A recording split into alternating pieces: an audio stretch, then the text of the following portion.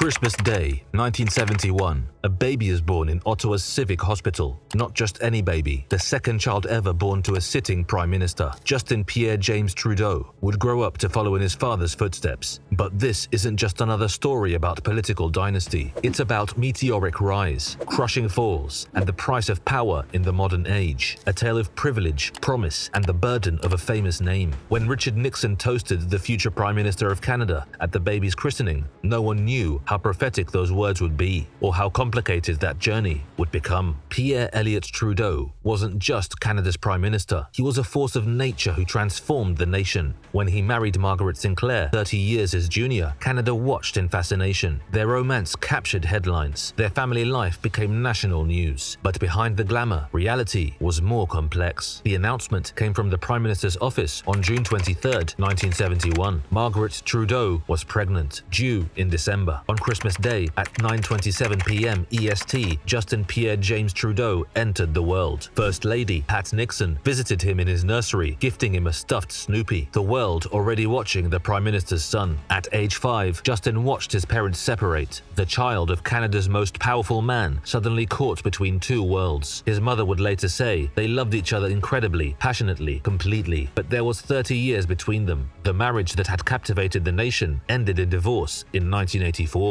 the same year his father stepped down as Prime Minister. Life as a Prime Minister's son wasn't normal. Even the simple act of going to school required an RMCP car following the bus. Young Justin could have arrived by limousine. Instead, his parents chose public school, Rockcliffe Park Public School's French immersion program, the same school his mother had attended while her father served in Parliament. His father wanted him to attend a French lycée, but his mother convinced him otherwise. Public school would keep him grounded, connected to regular Canadians, a decision that would shape his future politics. The family moved between worlds, from 24 Sussex Drive to Stornoway, from Ottawa to Montreal, finally settling in the historic Cormier House. Each move marking another chapter in young Justin's life. Summers meant Camp Amhec on Canoe Lake. Here, in Algonquin Provincial Park, Justin found his first paid job as a camp counselor. Away from the spotlight, he could just be another kid in the woods. That was where our father got to be just our father, he would later recall. A dad in the woods. Education became his focus. McGill University for literature, the University of British Columbia for education. He tried engineering at École Polytechnique de Montréal, started environmental geography at McGill, but politics kept calling. Tragedy struck in 1998. His brother Michael died in an avalanche. The loss shook Justin's faith, but it also led him to create the Conakry Glacier Alpine campaign, turning personal loss into public service. Before politics, Justin tried different paths, teaching French and math at West Point Grey Academy, hosting the Giller Prize for Literature, acting in a CBC miniseries about World War I, each role building his public presence. 2002, he chairs Katimavik, a youth program. 2005, fighting against the zinc mine near the Nahanni River. The river is an absolutely magnificent, magical place,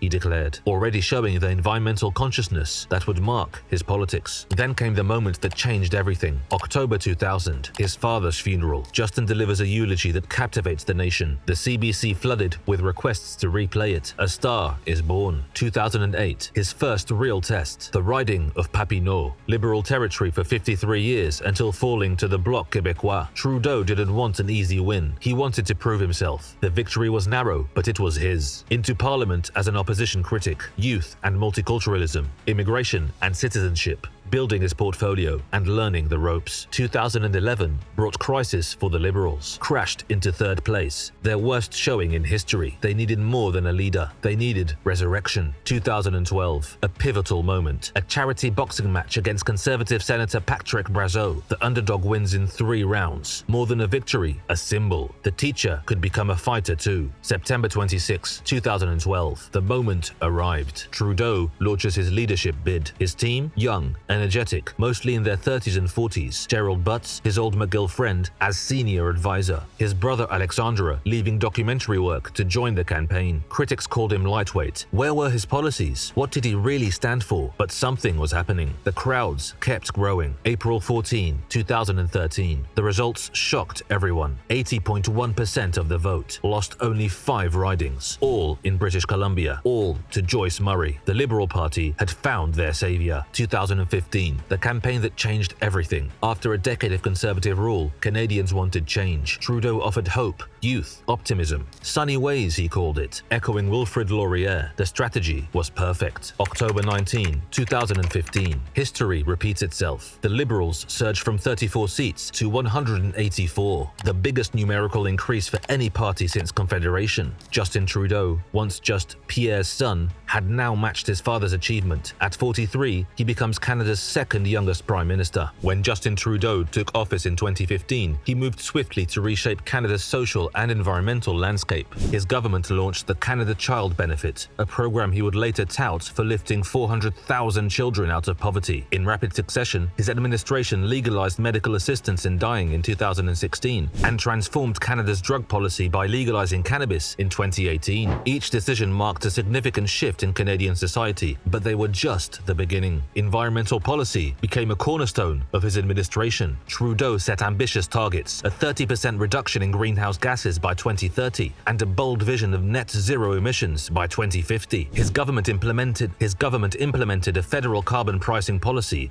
that would become both a signature achievement and a source of controversy. Marine conservation laws were strengthened, and in 2019, he pledged to ban single-use plastics, a promise that would see production and import bans implemented by 2022. But as his government tackled these major initiatives, controversy began to shadow his administration. The first major scandal hit in 2017, the Aga Khan affair. Trudeau accepted a luxury vacation on the private island of the Aga Khan, whose foundation was actively lobbying his office. The Ethics Commissioner's investigation found 4 violations of conflict of interest rules, making Trudeau the first sitting Prime Minister to break federal conflict rules. The scandal would set a pattern that would haunt his administration. Immigration became another flashpoint of his tenure. Despite warnings about the impact on housing and services, Trudeau's government welcomed nearly 1 million newcomers in both 2022 and 2023. As housing prices soared beyond the reach of many Canadians, his response seemed disconnected from reality. In September 2023, he acknowledged housing prices were far too high, but by May 2024, he puzzlingly stated that housing needs to retain its value. Meanwhile, food bank usage hit record highs, with more working people than ever needing assistance. Then came the SNC-Lavalin affair, perhaps the most damaging scandal of his early years in office. Allegations emerged that his office had attempted to influence Attorney General Jody Wilson-Raybould concerning the prosecution of SNC-Lavalin. Another ethics investigation followed, another violation found. This time, Trudeau's response, "I take full responsibility, but no apology," seems to confirm critics' concerns about his leadership style. The COVID-19 pandemic back in 2020 presented Trudeau with his greatest leadership test. His government's response was swift and massive in scale. The Canada Emergency Response Benefit, Emergency Wage Subsidy, and Emergency Business Account pumped billions into the economy to keep Canadians afloat. But problems quickly emerged. Canada faced critical shortages of personal protective equipment, partly due to funding cuts to PPE stockpiles in previous years. A promising vaccine deal with China collapsed amid deteriorating relations, forcing a scramble for alternatives. The situation in long-term care homes became so dire